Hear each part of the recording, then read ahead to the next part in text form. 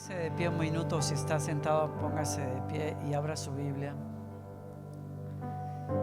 en Filipenses capítulo 2. Dios te va a hablar esta tarde, esta noche. ¿Alguien lo cree? ¿Alguien está abierto a la palabra del Señor? ¿Alguien tiene hambre de la palabra del Señor?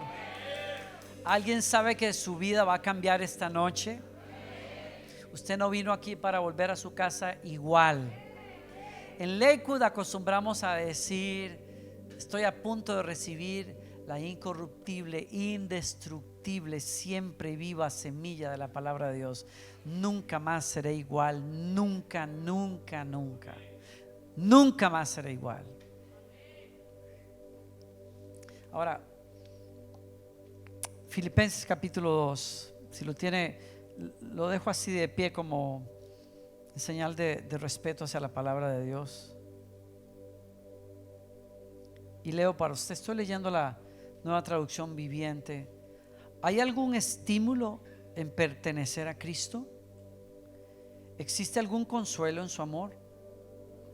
¿Tenemos en conjunto alguna comunión en el Espíritu? ¿Tienen ustedes un corazón tierno y compasivo?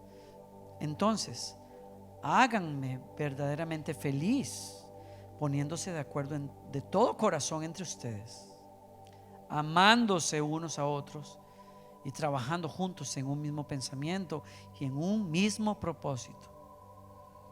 No sean egoístas, no traten de impresionar a nadie, sean humildes, es decir, considerando a los demás como mejores que ustedes.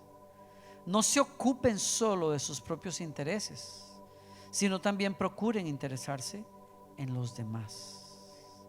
Tengan la misma actitud que tuvo Cristo Jesús. Aunque era Dios, no consideró el ser igual a Dios, no consideró que el ser igual a Dios fuera algo a lo cual aferrarse. En cambio, renunció a sus privilegios divinos, adoptó la humilde posición de un esclavo y nació como un ser humano. Cuando apareció en forma de hombre, se humilló a sí mismo en obediencia a Dios y murió en una cruz como morían los criminales. Por lo tanto, Dios lo elevó al lugar de máximo honor y le dio el nombre que está por encima de todos los demás nombres, para que ante el nombre de Jesús se doble toda rodilla en el cielo y en la tierra y debajo de la tierra, y toda lengua declare que Jesucristo es el Señor, para gloria de Dios Padre.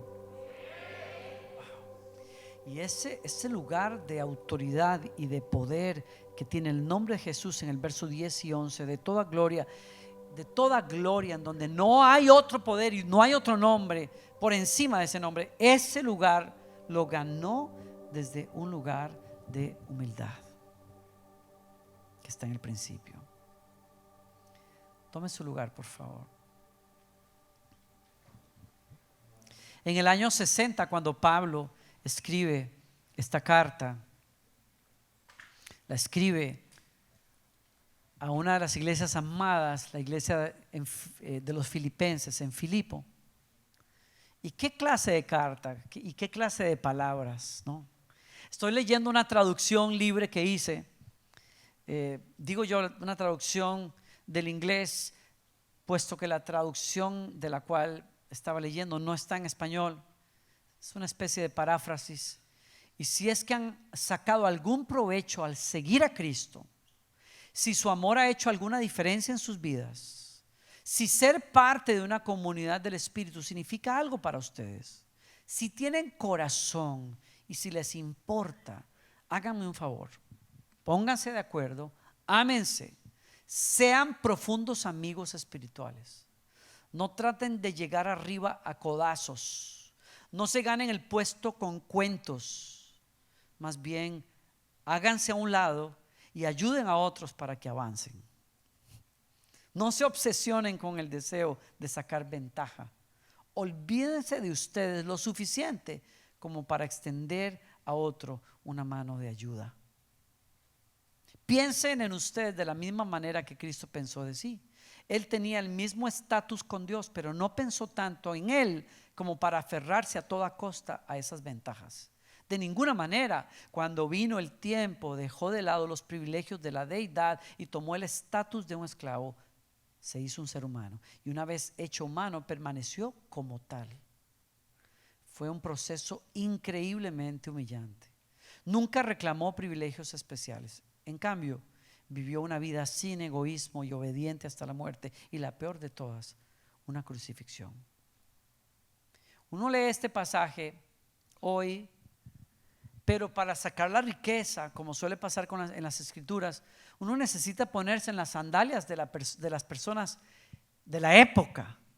Y lo más sobresaliente cuando uno habla de este texto es, lo más importante, diría yo, sería entender que está escrito este texto en donde a Jesús se le pone como ejemplo de sacrificio y de humildad.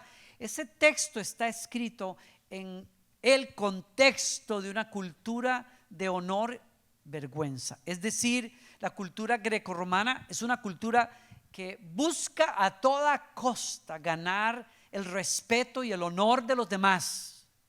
Lo más importante en la cultura romana es la honorabilidad. Hacer cualquier cosa, no importa lo que cueste, con tal de tener un buen nombre, de ser una familia de honor. Y esto quiere decir que cualquier cosa que pudiera traerte vergüenza lo vas a evitar a toda costa. Cualquier cosa que pudiera traerte reproche la vas a esquivar también, porque lo más importante es el honor, el buen nombre. Y por eso que Jesús se ha puesto como un ejemplo de grandeza, cuando lo que vemos en Jesús es el ejemplo de humildad. Es algo difícil de entender para la gente de la época, porque la humildad no era una virtud. La humildad era vergonzosa. Nosotros vivimos en una cultura en donde se admira la humildad, pero en la época de los romanos no. Es más, lo único que había en la mente de un romano cuando se hablaba de humildad o de humillarse era precisamente eso, era ser humillado, es decir, ser puesto abajo por alguien más que no te reconoce o que te obliga a servirle, alguien que dice tú eres menos que yo y por lo tanto te mantienes ahí abajo. Entonces es más el concepto de que todos entendemos también, esa persona me humilló en público, esa persona me puso abajo, esa persona no me reconoció como lo que yo soy. Ese es el concepto que tienen los romanos. Pero lo que Pablo está diciendo acá es, si algo le va a dar poder a la comunidad cristiana es modelar lo que Cristo modeló, y lo que Cristo modeló es que siendo grande vivió la grandeza a través de bajarse para servir a los que están más abajo. Y eso que Jesús vivió y que encarnó, lo selló yendo a la cruz, porque siendo el Hijo de Dios y siendo Dios mismo, se dejó morir sacrificándose en una cruz, la más vergonzosa muerte de todas, como un criminal. Entonces, ¿qué pasa en la mente de los discípulos y de las personas en el primer siglo cuando leen estas historias? Cuando vieron a Jesús clavado en la cruz, tuvo que haber una conmoción de una cosmovisión que tuvo que cambiar. Tuvo que haber un golpe a los conceptos de honor y de gloria y de grandeza que ellos tenían. Porque tuvieron que haber dicho, si Él es la persona más grandiosa que haya existido, ¿cómo pudo haber terminado así? Los romanos contestaron a esa pregunta muy fácil. Él era un don nadie, por eso murió en una cruz. O sea, pagó por sus estupideces, por lo que haya dicho, porque era un don nadie. Entonces, bien le va lo que le pasó en la cruz. Era un sinvergüenza. Pero para los discípulos que lo siguieron, que lo conocían, que lo palparon, que escucharon, que lo vieron en la montaña de la transfiguración y saben adentro de ellos que Jesús es Dios, ¿qué pudo pasar en la mente de ellos? ¿Cómo pudieron resolver esa cosa que fue la cruz y a Jesús pegado ahí? Entonces, Para ellos, para los romanos, Jesús fue humillado públicamente porque se lo merecía, pero los discípulos dijeron no. Entonces, la conclusión a la que tenemos que llegar es que si Él es quien dice que es y lo creemos, la cruz significa que la grandeza más grande, la grandeza más gloriosa que alguien pueda abrazar es la grandeza del sacrificio por los demás.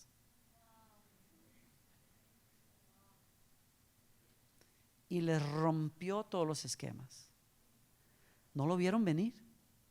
No pudieron siquiera imaginar que Dios hecho carne iba a sellar su obra de esa manera. Y entonces, ¿qué pasa con ellos? Que tienen que replantearse cómo van a vivir ellos si son hijos de Dios y creyentes en ese Dios que murió por ellos en la cruz. Y tuvieron que llegar a decir, la grandeza debe consistir en servir humildemente a los demás. Entonces, ¿qué es la humildad?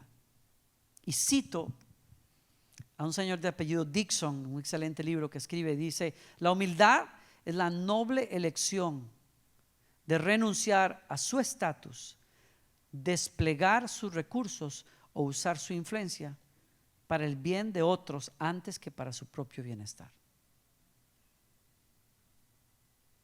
Usar tu influencia, tus privilegios, tus recursos, antes que para servirte a ti mismo, para servir al bienestar de los demás. Es la noble decisión de ceder el poder de uno al servicio de otros. Y eso es bellísimo, pero esto es completamente al revés del mundo en el que tú te estás criando y lo que tú estás viendo y lo que tú muchas veces has admirado, porque lo que admiramos los seres humanos no es eso. Lo que admiramos los seres humanos es el poder. Lo que admiramos los seres humanos es la prepotencia. Lo que nos gusta a los seres humanos es, y lo que se va a lucir en la cultura popular es: demuéstrale a los demás quién eres, ¿no? Y hay una historia bellísima que escuché hace años que ilustra de lo que estamos hablando. Había una vez, dice una historia, una gran ciudad, una ciudad muy próspera sin rey. Y los sabios, el consejo de la ciudad, decidió llamar a los ciudadanos y poner en concurso a los ciudadanos para poder encontrar un rey dentro de esa ciudad. Y entonces se les ocurre poner una mesa grande con las llaves de oro de la ciudad que representan el reinado en el centro, y llamar a 4 ciudadanos que consideraron para este llamado. La primera persona que aparece delante de esa mesa es un guerrero famoso. Había logrado tremendas victorias para esa ciudad, y lo llaman y le explican lo que está pasando y le dicen: mira, esta llave representa tu reinado, el gobierno de esta ciudad, te necesitamos acá. Y si tú quieres tomar este reto, toma la llave. Lo único que tienes que saber es que tendrás que hacerlo solo con una de tus 2 manos. La mano que dejes suelta, es decir, aquella mano que no tome la llave, te será cortada. Y entonces el tipo dice, se queda analizando y dice: wow, mi mano derecha es la mano de mi poder. Yo no puedo deshacerme de esta mano. O sea, yo he matado a los enemigos de esta ciudad, yo he conquistado, yo extendí las fronteras de esta ciudad con esta mano. Yo tengo que defender a los ciudadanos de este reino. Y entonces, tomando la llave con la mano derecha, el verdugo cortó la mano izquierda en el instante con un hacha que estaba al lado. Y cuando aquello pasó, le dijeron: lo sentimos mucho, pero tú no eres digno de ser nuestro rey. Y confundido se apartó. Y llegó la siguiente persona, y el siguiente ciudadano es un filósofo, y le explicaron las reglas del tema y le dijeron: considera si quieres ser nuestro rey. Y dijo: wow, yo no puedo prescindir de mi mano izquierda porque con ella escribo los pensamientos y y estoy discutiendo sobre los valores que tiene esta ciudad, que la hacen grande. Yo no puedo deshacerme de esta mano. Y entonces, tomando la llave con la mano izquierda, el verdugo le corta la derecha y luego le dice: vete, que tú no eres digno de ser nuestro rey. Confundido se aparta, y viene el tercero sin saber lo que les ha pasado a los dos anteriores. Y entonces, claro, el tercero es un mercader, es un hombre de negocios, y entonces le explican el rollo, y el tipo no habían terminado de darle las instrucciones, y se lanzó sobre la llave con las dos manos, y sin las dos manos fue despedido. Le dijeron: tú no eres digno de ser nuestro rey, porque la codicia por poder te acaba. Y el último fue un agricultor, un granjero, y cuando le explicaron aquello, se echó para atrás y dijo: yo no podría, por mucho que quisiera, tomar esa llave y asumir ese privilegio, porque ¿quién le daría de comer a esta ciudad? Si son mis manos las que le proveen el sustento a esta ciudad. Y echando para atrás las manos dijo: no puedo, gracias. Y los sabios de la ciudad se inclinaron delante de él, y tomando la llave se la entregaron y le dijeron: solo uno que renuncia al poder es digno de manejarlo, y ese es nuestro Señor Jesucristo.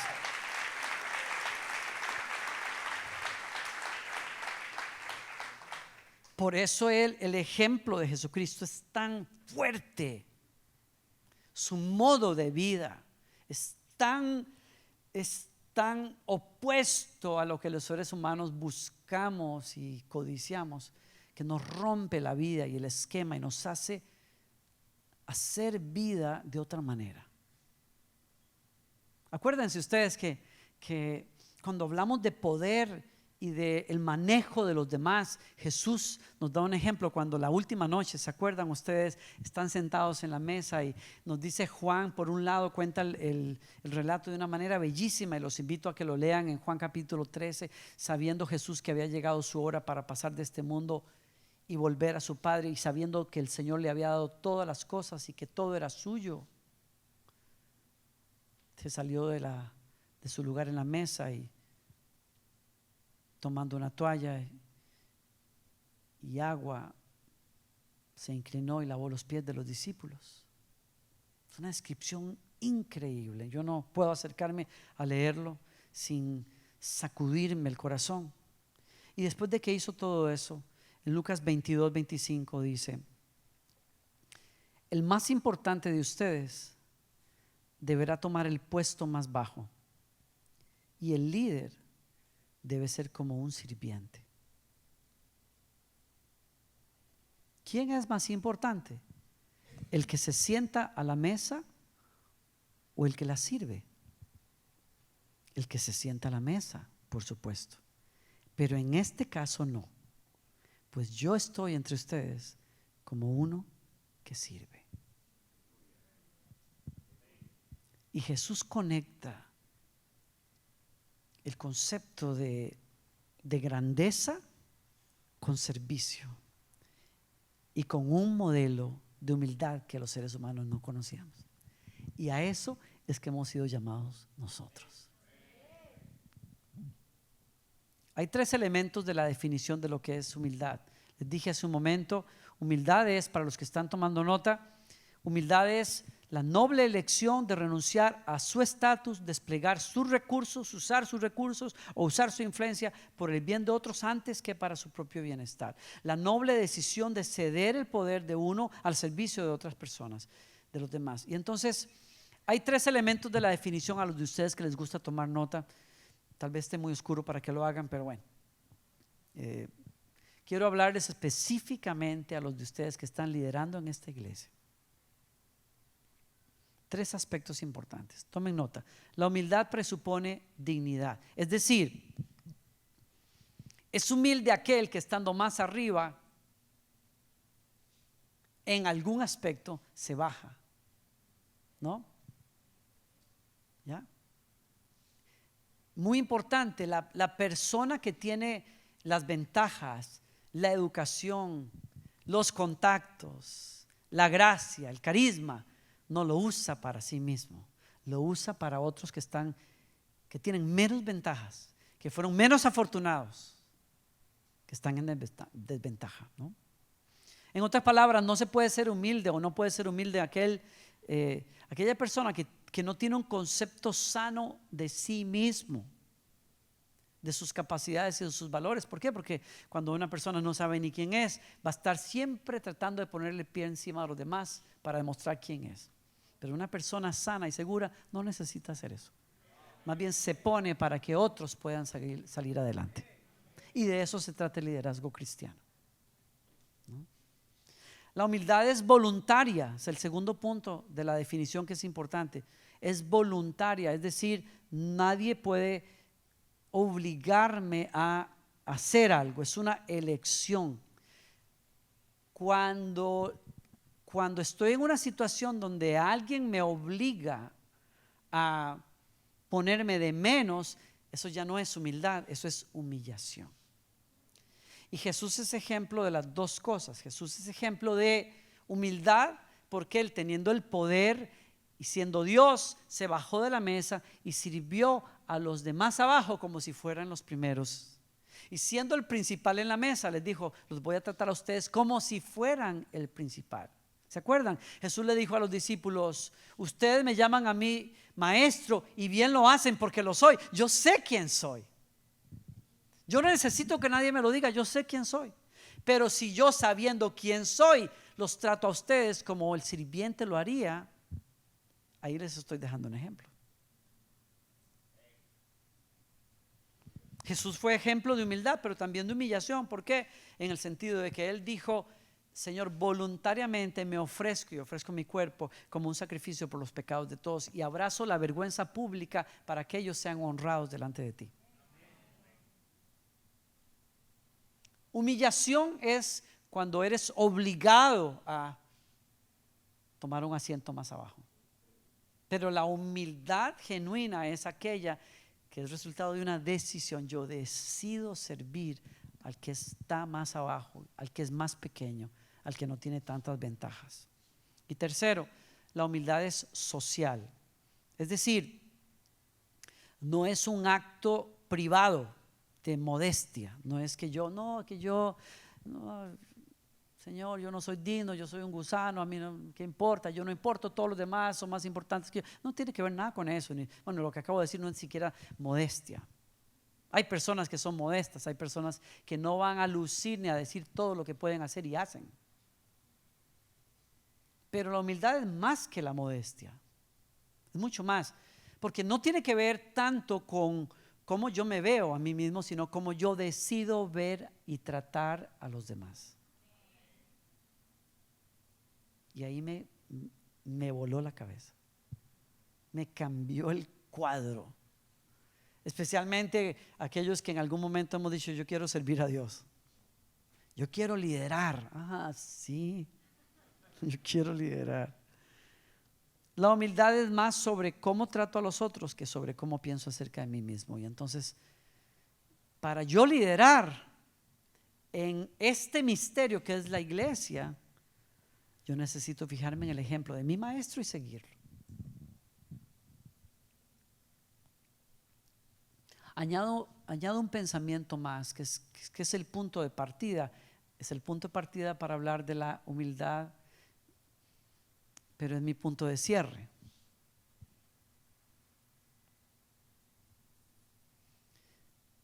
Andrew Murray, que es un predicador surafricano de hace muchos años, escribía y decía: la humildad es la madre de todas las virtudes, porque es aquella que nos enseña a tomar la postura correcta como seres humanos en relación a Dios, en donde yo reconozco que soy nada y le doy a Dios el todo, porque Él es todo.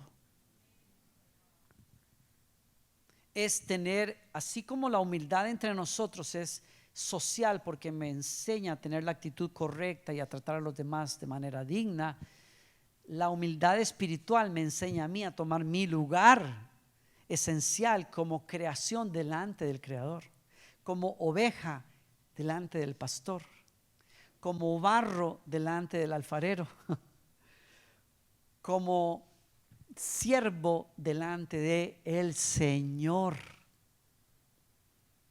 Y ahí me libera. ¿Por qué? Porque delante de Dios yo no tengo que pretender o tratar de alcanzar. Estoy vacío, estoy en bancarrota como ser humano, y entonces Dios dice, ahí yo puedo ser todo en ti. No es la persona como el fariseo que se levantó delante del Señor a orar. Y dice el Evangelio, hay una traducción bellísima. ¿Se acuerdan de esa historia que Jesús contó del fariseo y el publicano que vinieron a orar? Y dice Jesús, el fariseo puesto en pie oraba consigo mismo. Y decía, Señor, te doy gracias porque no soy como esta bola de losers. Señor, gracias porque yo soy la verdad. Señor, eres un visionario. Wow, qué buen ojo tienes cuando me salvaste a mí. Aleluya. Yo ayuno 3 veces a la semana, doy diezmos de todo lo que gano. Señor, soy una maravilla. La última Coca-Cola en el desierto te la conseguiste cuando me salvaste a mí. Y cuando tú lees que oraba consigo mismo, te das cuenta de lo que la antítesis de la humildad es, y es el orgullo. Y el orgullo es simplemente el poner de base en la vida lo que yo puedo hacer, lo que yo creo que soy. Y cuando una persona está llena de orgullo, una persona no se puede conectar con Dios. Así venga a cantar o así sirva. Hay algunos de nosotros que hemos servido a Dios y en algún momento nos hemos secado precisamente porque nos llenamos de orgullo. Y entonces cuando oramos no vamos a ninguna parte. Es más, les digo algo, el orgullo tiene un lado positivo y uno negativo. Quiero decir, por lo menos se expresa de formas positivas y negativas. La forma positiva, digámoslo, es, ay Señor, gracias porque soy tan buena onda. Tú has visto tengo un carisma, Señor, tengo todos los títulos que yo me he ganado, toda la gente que es amiga mía. Wow, Señor, cuando yo hablo, cómo tu espíritu fluye, qué cosa más tremenda, Señor. Tiene ese lado que es positivo, pero tiene el otro lado que es terrible, que es, yo no puedo. Ay no, Dios, yo no soy suficiente, Señor. Y Dios te llama y tú dices, no, yo no puedo, Señor, llama a otro más. Tiene un lado monstruoso, que es la comparación constante, que es la búsqueda de la capacidad por lo que yo pueda darle a Dios y no la respuesta a la gracia que me hace capaz. ¿Me doy a entender? Hay personas que están batallando con esa parte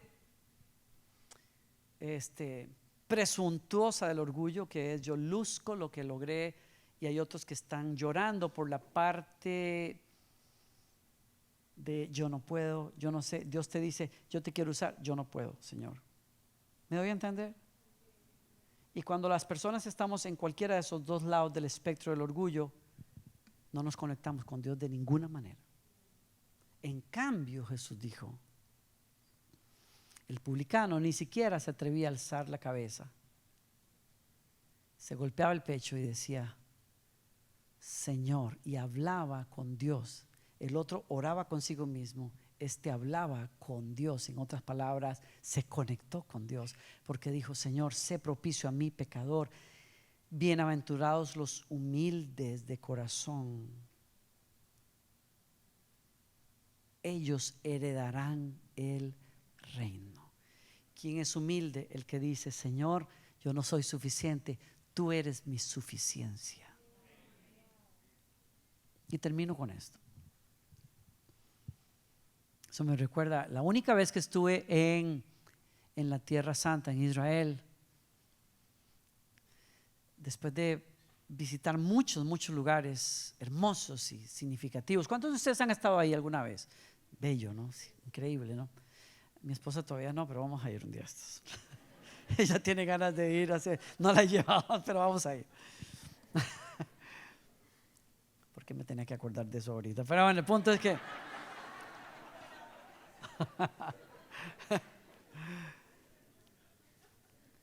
Y nos dijeron que íbamos a ir a la iglesia de la Natividad. Y cuando vas a la iglesia de la Natividad, tienes que salir de Israel, estás en Palestina. Y entonces, no lo tomen a mal si hay algún palestino aquí, pero qué diferencia cuando uno está en Israel y cruza la frontera. Es una cosa bárbara. Es una cosa bárbara. Es de full color a gris, una cosa así. No puedo escribirlo de otra manera. Todo. Pasar de ambientes del primer mundo a una cuestión que es otra cosa. Y la iglesia que es administrada por los palestinos, que fue una iglesia también de la época bizantina, qué sé yo, pues adentro no tiene nada, no quedó nada de lo que fue aquello, ¿no? Excepto las paredes y ceniza, el hollín de los candelabros que se han quemado velas por años, y entonces aquello es como sucio, ¿no? No hay decoraciones de ningún tipo, obviamente. Entonces vas al altar mayor y caminas por una escalinata hacia abajo, porque ustedes saben, cuando una cultura domina a la otra, como ha sucedido con Jerusalén, el imperio otomano y otros imperios, uno tras otro sepultan sobre mucha tierra lo que había antes allí abajo del templo cristiano, y después lo que haya sido después, está la piedra o una placa de mármol con una estrella de plata, en donde la tradición desde el principio dice que allí es el lugar donde Jesús nació.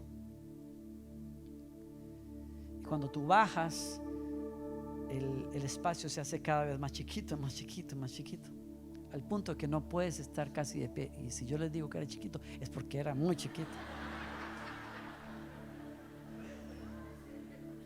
Y no me hacen nada de gracia a ustedes porque se ríen así.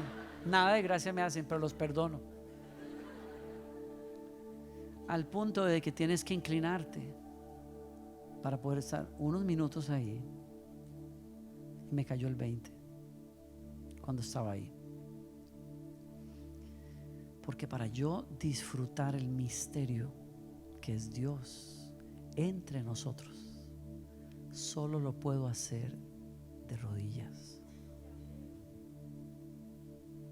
Cuando el ser humano llega a sus rodillas, se le abren los ojos y ve a Dios y palpa a Dios y se deja cambiar.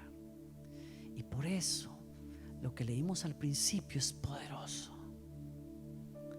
Les ruego, dice Pablo, que en ustedes haya la misma forma de pensar que hubo en Jesús, que cuando era Dios no estimó el ser igual a Dios como algo a lo cual aferrarse, ni echó mano de sus poderes y ventajas de Dios, sino que se hizo hombre y se quedó como tal durante su vida. Y en su condición de hombre, que ya de por sí fue humillante, o fue una expresión de humildad, se hizo obediente hasta la muerte, y la muerte pública de una ejecución como criminal. Por eso Dios lo exalta hasta lo sumo. Y Dios dice: si hay algo que debería de permear las relaciones entre nosotros, desde nuestro matrimonio hasta cómo tratamos a nuestros niños, es la humildad. El liderazgo que tiene que levantarse en esta iglesia le urge al mundo verlo, porque el mundo no sabe lo que es eso. El mundo sabe lo que es pasarle encima a los demás y restregarles el apellido y los títulos a los demás, pero entre nosotros no es así, porque el que es líder se sacrifica por los demás. El que es líder no es líder para decirle a los demás lo que tienen que hacer, es líder porque les muestra a los demás cómo se hacen las cosas. No se lo gana por el regaño, sino por el ejemplo. Es el que sirve entre nosotros. Y qué reto nos hace Dios a nosotros, porque aquellos que ya estamos en autoridad, ¿cuántos de ustedes se han dado cuenta? ¿Cuántos de ustedes, primero que nada, anhelan servir a Dios en una comunidad tan bella como esta? ¿Cuántos de ustedes ya lo están haciendo? Hay otros, muchos que lo anhelan y otros que ni saben que lo van a hacer y lo van a hacer. Pero ¿no se han dado cuenta ustedes de que muy a menudo las personas que comenzamos a servir a Dios, servimos con esa sencillez, la candidez de una persona que dice: wow, Dios me tomó en cuenta a mí, mis pastores me tomaron en cuenta. Wow, es bellísimo. Pero conforme pasan los años, y sobre todo conforme usted lo van ascendiendo, algo pasa a veces cuando a uno le dicen: ya tú no solamente eres ujier, ahora eres líder de región. Entonces ya el tipo como...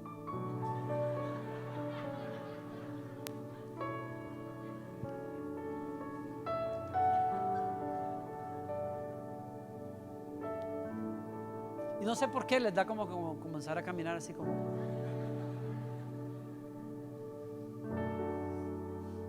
Algunos pasan el proceso. El más grande entre ustedes sea como el que sirve, como el sirviente. La iglesia es una comunidad de contracultura en ese sentido. Es una comunidad urgentemente necesaria y relevante. ¿Por qué? Porque nosotros vivimos aquí y practicamos aquí lo que el mundo no puede vivir ni practicar porque no tienen a Dios, pero necesitan verlo. Juan dice: cuando ustedes se aman entre ustedes, entonces el amor de Dios llega a su máxima expresión entre ustedes. Y el Dios que no se puede ver, de pronto se ve, porque hay una comunidad que vive como Cristo en la tierra. Hay una comunidad que resuelve conflictos como Cristo lo haría. Hay matrimonios que viven en contracultura. No es ni el machismo ni el feminismo que responde a la brutalidad del machismo. Es hombres sometidos a Cristo que lideran y mujeres que comparten ese misterio que es el matrimonio y la familia, como coherederas de la salvación, en respeto y en amor. Hombres que aman como Cristo amó a la iglesia y se entregan por ella, y las mujeres que responden con respeto y amor porque hay un hombre sometido a Dios, etcétera. Me sigue acá. El punto de quiebre es aquí: ¿estás dispuesto a asimilar esa manera de ver a las personas? Hoy, ¿quieres abrazar esa manera? Yo puedo orar ahorita, pero no existe tal cosa como una unción de humildad. Ay, nos encantan las unciones de, yo no sé, y la gente nos diga: voy a ir al frente y que me ponga las manos y me voy al piso, aleluya, yo soy diferente. No, esa es una manera de pensar que tienes que abrazar una y otra vez. Cuando tienes ganas de restregarle a otra persona tu posición, usted no sabe quién soy yo. Cuando tienes ganas de zamparle una bendición a alguien en el nombre del Señor, y tienes que replantear, resolver de otra manera. Está claro, ¿no? ¿Quién va a hacer comunidad aquí como Cristo? A esos el Señor les está hablando hoy. ¿Quién va a hacer comunidad primaria en el matrimonio como Cristo? A eso les está hablando Dios esta noche, ¿no? ¿Me dejan contarles algo? Un par de cositas más antes de orar. Ya tengo que terminar, pastor. Okay. Mire, hace muchos años fui estábamos comenzando a viajar y fui a Sudamérica. Y cuando llegamos a ese evento, que era un evento y sigue siendo una iglesia de punta de lanza en ese país, cuando llegamos al evento, eran 3 días intensos, había miles de personas en ese lugar y yo tenía que compartir la palabra la segunda noche de congreso. Miguel Casina, no sé si algunos lo conocen, compartía la primera noche y yo corrí del hotel a la iglesia porque yo quería escucharlo. Pero cuando yo llego, cuando el Ujier me trae, ya la reunión había comenzado. A mí no me gusta llegar así a una reunión y bueno, ni modo, llegué tarde y entonces cuando vamos a entrar, aquello está que no cabe un alma y el Ujier me dice, vamos al frente. Le dije, no, yo me quedo acá, llegamos tarde, yo no puedo. Dice, no, es que fue la instrucción del pastor que tienes que ir al frente. Bueno, que vamos al frente, nos abrimos espacio entre la gente, llegamos al frente, me dijo, ahí usted tiene su lugar. Y cuando llegamos no tenía lugar, estaba lleno, todo estaba lleno al frente. Y eso es justo lo que yo no quería. Entonces yo me quedo parado ahí en medio de la alabanza y la gente mirando porque el otro invitado llegó tarde y no puedo hacer nada, estoy expuesto al frente de todo el mundo que llegué tarde y que no tengo mi lugar. Y yo busco mi lugar, el Ujier se desapareció y yo estoy ahí al frente. Y entonces estoy tan estresado mirando a dónde me puedo sentar y veo de este lado, tal y como está aquí, que había 3, 4 hileras desocupadas. Y dije, yes. Entonces me fui corriendo y me senté ahí como está este señor acá, ¿no? Me senté ahí y dije, tranquilo. Cuando termina la alabanza, había un coro como de 100 voces que acompañaban a Miguel Casina, que iba a predicar. Entonces ya supieron la historia. Entonces el coro angelical, porque todos eran como criados, hechos así a coro bautista, todos terminaron y se bajaron así con la sonrisa. Y conocían hasta las gradas, porque ni siquiera vieron las gradas, todos así. Y llegaron así con la sonrisa angelical hasta que el líder llegó así al frente mío y se le quitó la sonrisa angelical y me puso una sonrisa como de, una cara como de, ¿qué haces en mi asiento? Entonces yo me quedo viendo porque yo no sé y entonces él me hace como, y yo le hago, y él me hace, y yo le hago, y la tercera dije, no, ya este me va a pegar. Entonces me moví y se sentó aquí y vino el segundo del coro angelical y yo y me senté, y eso me pasó 100 veces. O sea, me corrieron uno a uno hasta que llegué a la esquina, me pasaron para atrás y así seguí hasta allá y me pasaron para la tercera y seguí todo el camino hasta que llegó el último de ellos, que me hizo así como, ¿qué? Y yo tenía ganas de decirle que Dios bendiga a tu abuela, pero no se lo pude decir. Y entonces me senté en las gradas a ver el concierto de Miguel Casina, y sentado en las gradas comienzo a oír a las personas que mire, que no sé qué, que no podemos ver. Y el Ujier que viene y me dice, yo le digo, y me agarran del brazo y me meten en un overflow, un cuartito con un televisor de este tamaño para que viera el concierto ahí. Yo me llené de una rabia que usted no tiene ni idea. Yo estaba tan indignado. Yo no sé por qué pasan esas cosas, ¿no?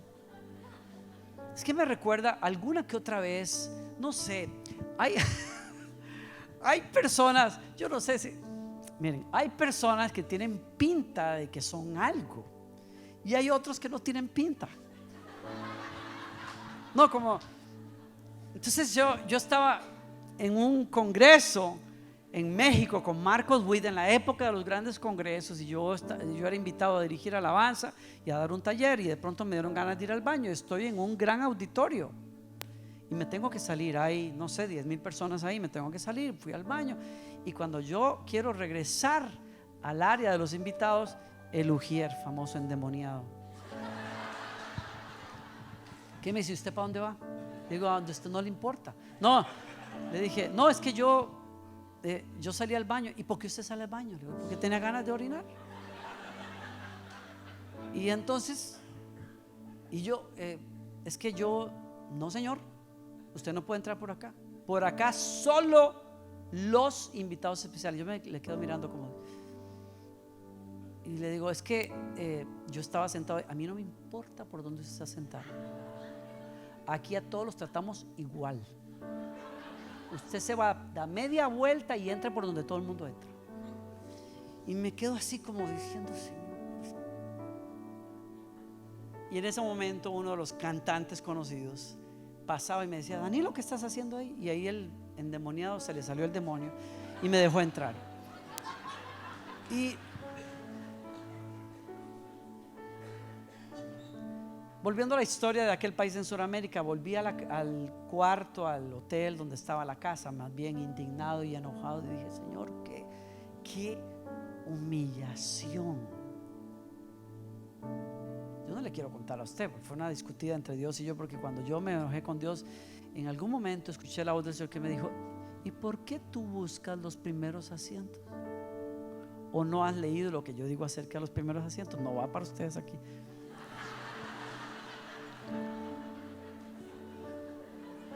Porque usted sabe que hay gente así.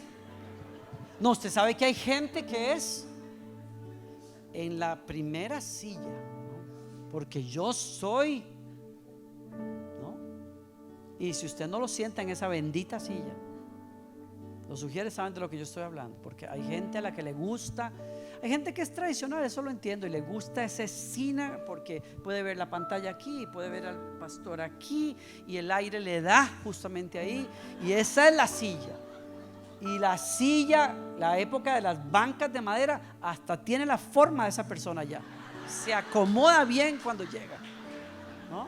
Y hay de aquel que la mueva de esa silla. Y el Señor me decía, ¿y por qué? ¿Por qué estás buscando? Cuando no es que tú tienes un principio, yo tengo un principio. ¿Y por qué te dejaste romper el principio? Porque un mujer te dijo, oh. Dije, sí, tienes toda la razón. Estuve tan enojado, no les voy a contar. No les acepté una invitación a ellos en buen tiempo.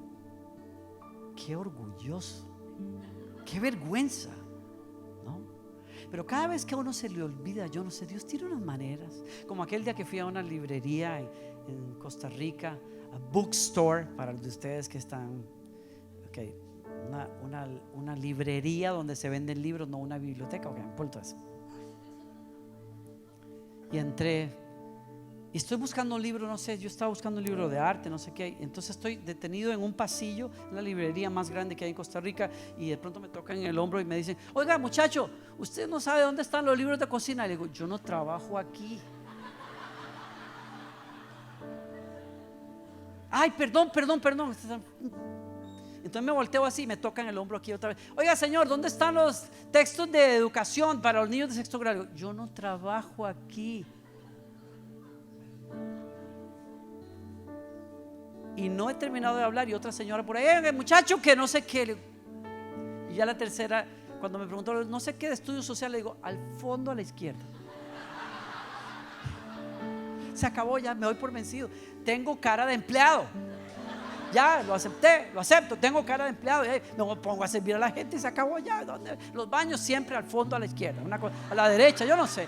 Ya usted sabe cómo es el rollo. Tengo un amigo médico que es tremendo médico, guatemalteco, y me hace gracia porque le pasaba lo mismo en una gasolinera, está echándole gasolina y lo confundieron con el señor que ayuda ahí porque traía una bata de color no sé qué. Si supiera el doctor qué es, pero no, señor, usted no puede, ¿cuánto cuesta la gasolina? No sé qué. Y él así como muy, no, está bien, yo lo quiere lleno, lo quiere.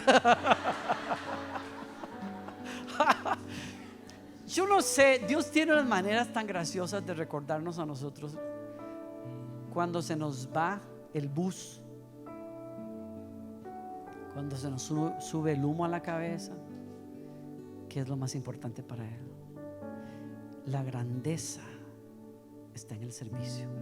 Si esta comunidad se hiciera, yo no dudo que lo sea, pero si se hiciera el ADN de ustedes, servir a los demás. Wow. Si se hiciera el ADN de ustedes, que cuando alguien, como Jesús dijo, si alguien te obliga a llevar una carga, por 1 milla, llévala 2. Porque la forma en que tú vences a un insolente que no quiere reconocer quién eres, no es agarrándote del pelo con esa persona, es yendo más allá, poniendo ascuas de fuego sobre las cabezas de enemigos. Cuando le dices, tú me quieres sobre, toma, ¿quieres la capa también? ¿Con qué más te puedo servir? Porque el más grande es el que sirve a los demás. Amén.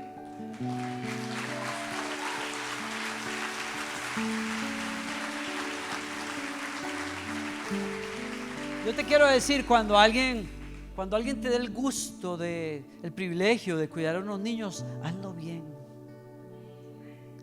Que porque son chiquillos no significa que lo hagas ahí de paso, porque estoy de camino a la plataforma, aleluya.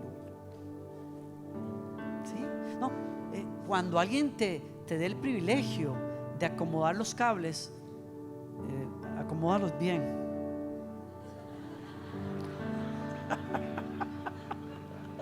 Ay, no, está bien, no estoy diciendo nada más vuelvo a ver para acá mejor. Pero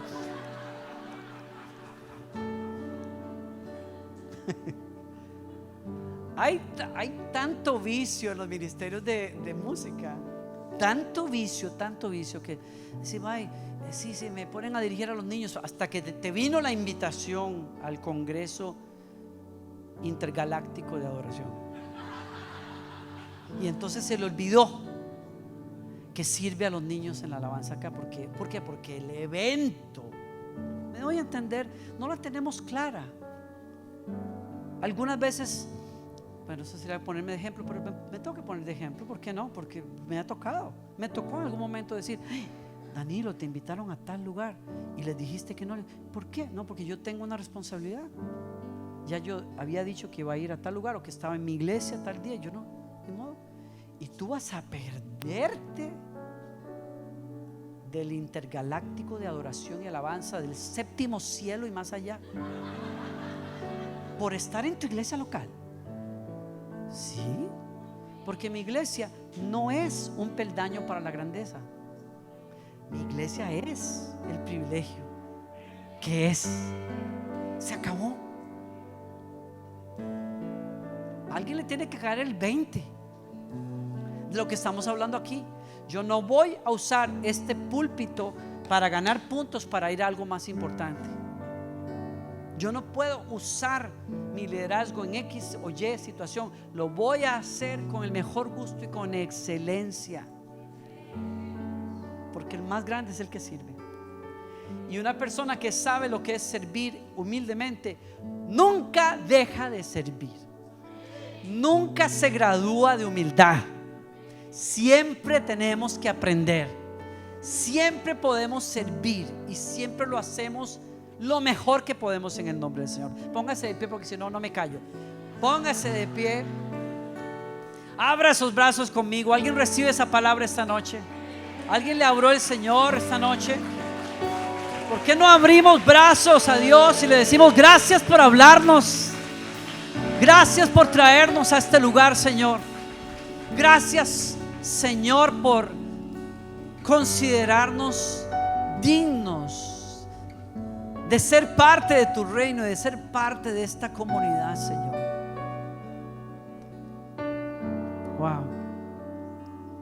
Yo abrazo tu palabra, yo abrazo tu ejemplo.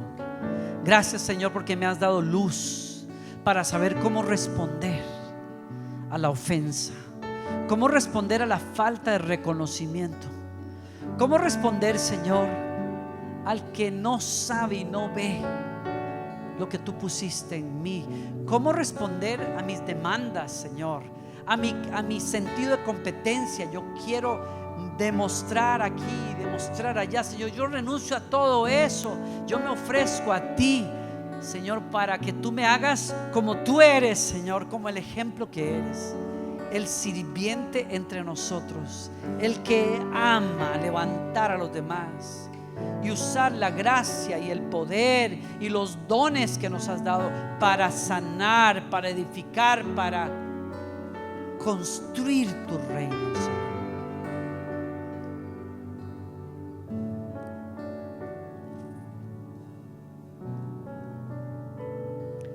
Yo sé, Señor, yo bendigo a tu pueblo acá, porque sé que son buena tierra. La semilla de tu palabra se sembró en buena tierra aquí y va a dar fruto a 100 por 1.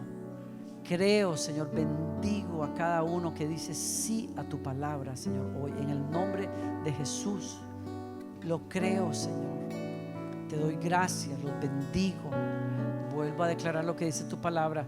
Mi palabra que sale de mi boca no volverá vacía, sino que hará todo aquello para lo cual yo la envié en la vida de esta iglesia, en el nombre de Jesucristo nuestro Señor. ¿Quién dice amén a eso? Déselo a Él fuerte.